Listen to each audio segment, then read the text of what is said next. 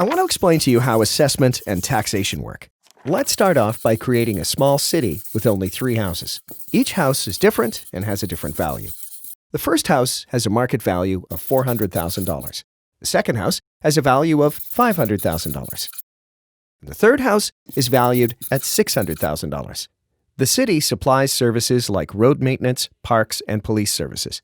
The money to pay for these services is recovered through property taxation. Let's imagine that the city needs to collect $1,500 to pay for these services. To calculate the tax rate, you divide the cost to provide services by the total assessed value of all the properties in the city. This establishes a tax rate. Now, to calculate how much tax each home pays, we multiply the tax rate by the assessment. As you can see, the first house would pay $400. The second home would pay $500, and the highest valued home would pay $600. Let's summarize what we've covered so far. 1. Assessment places a market value on each property. 2.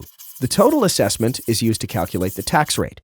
And 3. Taxes pay for the cost of city services like snow removal, festivals, emergency response, and more. Let's imagine that another year has passed and that assessments have increased by 4%. Now, let's imagine that the cost of providing services has remained the same, $1,500. The tax rate is the cost of services divided by the total assessment. The result is that all owners still pay the same tax as before because the cost of services has not changed. Let's summarize what we've covered so far. 1. Assessment increase does not necessarily mean more taxes are collected. 2. If all assessments go up equally, everyone pays the same as long as the cost of services stays the same. Now, let's imagine another year passed and values did not increase at the same rate.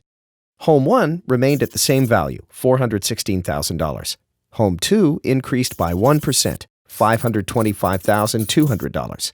And Home 3 increased by 3%, $642,720. The cost of services stayed the same at $1,500. Here's the math. $1,500 divided by the new assessment total equals the new tax rate. The net effect of the new values sees House 1 paying less tax and the house that went up 3% paying a higher proportionate share. If all assessment does not go up equally, there's a redistribution of the tax. However, the total tax collected remains the same. What happens if the cost of services goes up? Let's do the math. Services now cost $2,000. The result is a different tax rate. As you can see, an increase in service cost results in a tax increase. But suppose that the cost of services went up, but also one more home was now built in the city and it was worth $600,000. The new total assessment is now $2,183,920. This results in a new tax rate. The new house now helps pay for the cost of services, and the result is that everyone pays less.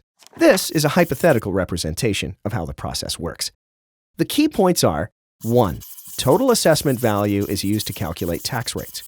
2. An increase in assessment does not always mean an increase in taxes. 3. New construction helps pay the overall tax burden. 4. Taxes are based on the cost of providing services that citizens want and need. And that explains how assessment and taxation works.